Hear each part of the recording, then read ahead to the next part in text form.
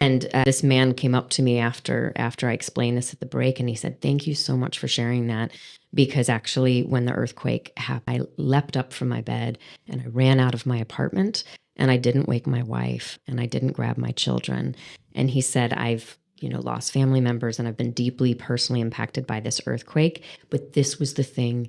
Welcome to the Resolution Room, a monthly podcast on behalf of Mediation Northern Ireland at Ulster University, where we explore the uses of mediation in conflict resolution and in peace building. I'm Mike Gaston, and today I'm joined by conflict response specialist Sarah Cook, and we're going to explore trauma in conflict and in conflict resolution, resilience in mediation, and how we might set about enabling the development of resilience in conflict resolution.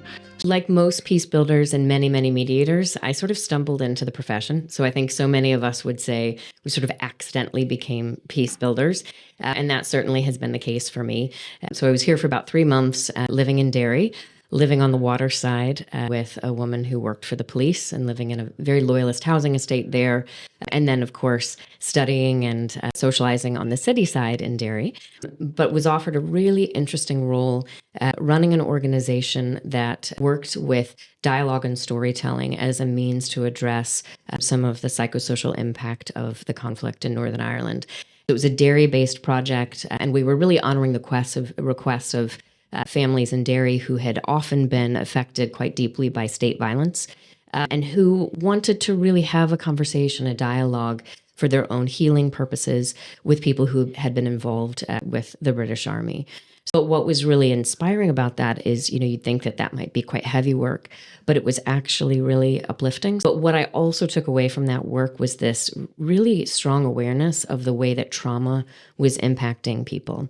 And as a practitioner, my first thought was, how do we get tools into the hands of individuals and communities who are already doing this amazing work, but maybe need help with this kind of addressing of the psychosocial impact of conflict or the trauma that comes from conflict. And that's led me to do a lot of the work I do today.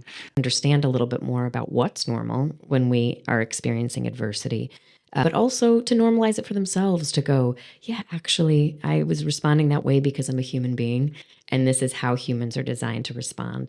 And when we open up those conversations, when we give people a little knowledge, but open up those conversations amongst groups and practitioners, it really transforms people's experience.